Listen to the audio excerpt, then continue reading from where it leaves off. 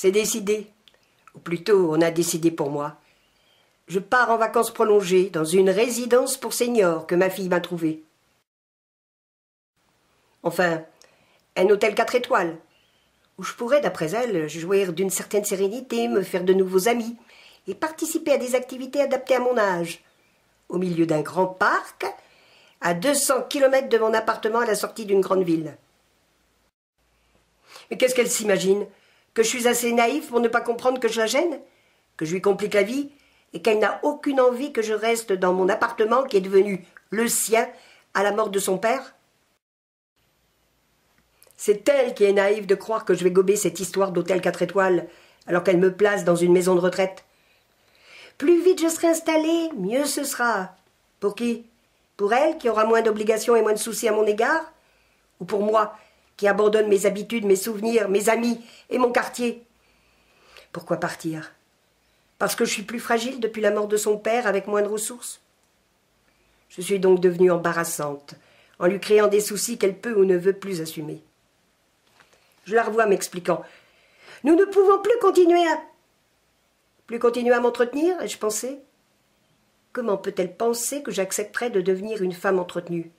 Ma propre fille! J'aurais tout entendu. Résigne-toi. La vente de son appartement te paiera ton hôtel 4 étoiles. Pourquoi en ville?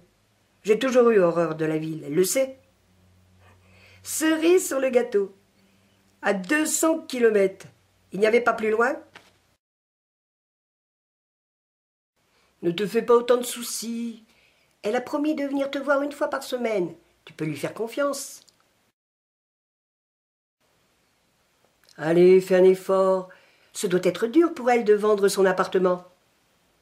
Il paraît que je vais être dorlotée, chouchoutée comme un coq en pâte.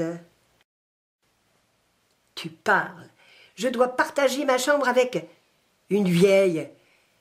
Enfin, une personne de mon âge, paraît-il. Arrête. Du courage. Et direction hôtel 4 étoiles. Voilà. Je suis installée depuis quelques jours dans une chambre impersonnelle, avec une femme qui ne parle pas beaucoup. Moi qui suis bavarde, c'est réussi. Quel programme! Je me sens esseulée, surtout en perte de mes repères. Le personnel est gentil, mais il ne peut pas nous accorder beaucoup de temps. Il essaie bien de me rassurer, mais en vain.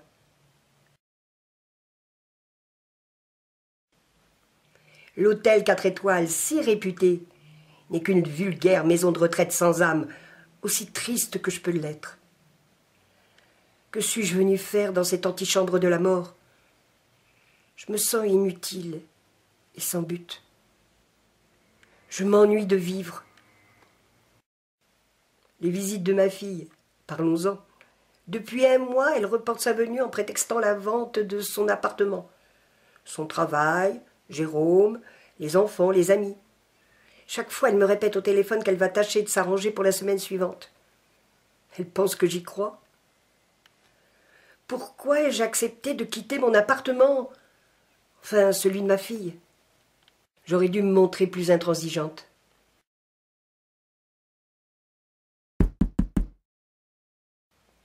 On frappe à la porte. J'ouvre. Là, un homme aux yeux bleus portant une valise se présente. D'une voix intimidée, il me demande où il peut trouver sa chambre. Je lui propose de l'accompagner car il paraît perdu. Arrivés à destination, nous échangeons quelques paroles et décidons de nous installer le soir à la même table. Ce qui fut dit fut fait. Jour après jour, nous avons partagé de plus grands moments ensemble. J'ai même appris que son séjour était dû à son fils qui vendait sa maison pour s'acheter un autre appartement. Belle mentalité. Nous sommes devenus inséparables. Du coup, j'ai décidé d'écrire à ma fille pour lui dire que dorénavant, elle ne cherche plus d'excuses pour ne pas venir me voir. Qu'elle ne vienne plus, tout simplement. Sauf peut-être pour me souhaiter la bonne année. Pour payer ma pension, qu'elle envoie un chèque, qu'elle ne se dérange surtout pas. Je ne voudrais pas qu'elle perde son temps pour moi en effectuant 200 kilomètres. Qu'elle soit tranquille. Le médecin pourra lui assurer que je suis saine de corps et d'esprit et que je n'ai jamais été aussi heureuse. Que je n'ai pas besoin de sa pitié. Je veux vivre comme je l'entends, jusqu'à la fin de mes vacances prolongées. Je lui souhaite de réussir sa vie comme j'ai réussi la mienne, et de penser à moi quand le jour viendra où ses enfants la colleront dans un hôtel 4 étoiles qu'elle n'aura pas choisi.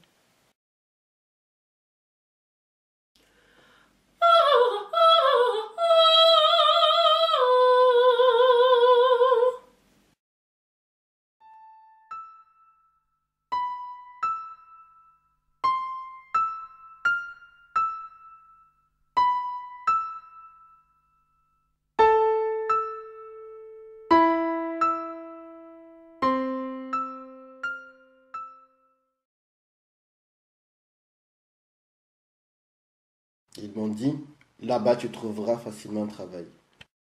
Un travail, parce que vous appelez ça un travail, se lever avant l'aube pour exécuter des tâches ingrates que je n'ose même pas prononcer. Ils m'ont dit, tu pourras poursuivre tes études. Poursuivre mes études? Eh bien, parlons-en. Qui serait capable de se concentrer sur ses cours après avoir travaillé comme un chien toute la journée? Hein? Qui? C'est facile d'étudier quand on vit chez ses parents, quand on a une famille juste à côté de soi pour vous soutenir, quand il y a toujours quelqu'un pour vous nourrir et vous loger, et vous empêcher de dépenser le moindre sou. Mais quand on n'a rien et qu'on doit se décarcasser au travail pour subvenir à ses propres besoins, eh bien, c'est moins évident, croyez-moi. Ils m'ont dit aussi, tu pourras avoir la nationalité et tu auras alors les mêmes droits que les autres.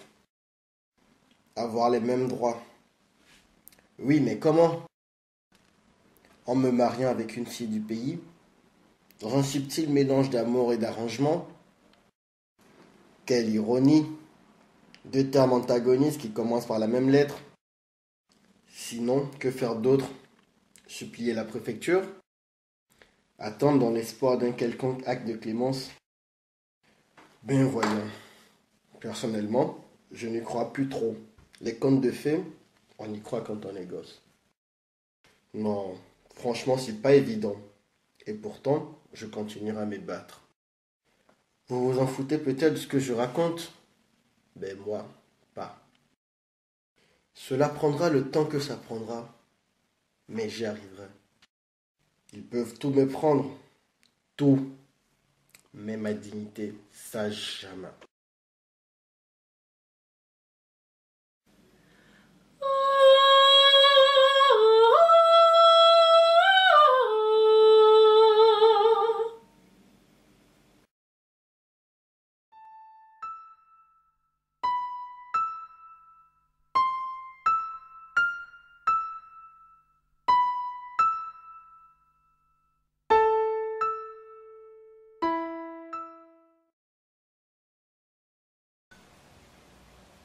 Le collège. Franchement, vous les adultes, vous y comprenez rien au collège.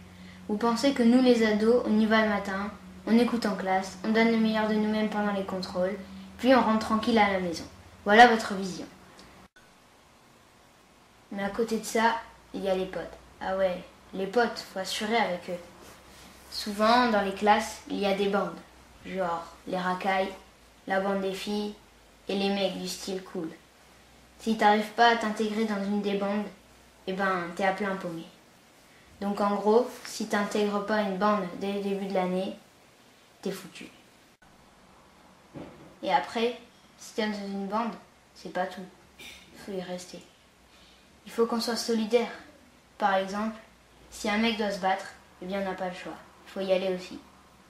Mais bon, c'est bien parce que s'il y a un combat, on sait qu'on sera pas tout seul. Donc voilà, à quoi la vie d'un adolescent normal ressemble. Et encore, je vous ai pas parlé des copines. Ah ça, avec les copines, faut savoir gérer. Parce que si on va pas les voir de temps en temps, ça marche pas. Mais si on va les voir trop souvent, on peut plus sortir avec les potes. C'est pour ça qu'il y en a qui préfèrent ne pas avoir de copines. Mais au bout d'un moment, ils en ont marre d'être tout seuls. Donc, ils cherchent une petite amie. Et pour en trouver une, c'est pas simple. Comme diraient les adultes, c'est un cercle vicieux. Il y a les parents qui foutent la pression derrière. Et ouais, déjà que c'est pas facile de ramener une bonne note à la maison. En plus, il y a les parents qui nous disent de ramener des bonnes notes parce que sinon tu seras privé de portable pendant 2 semaines. Et le fait qu'on ait encore plus de pression derrière fait qu'on n'arrive pas à se concentrer et qu'on ramène des mauvaises notes.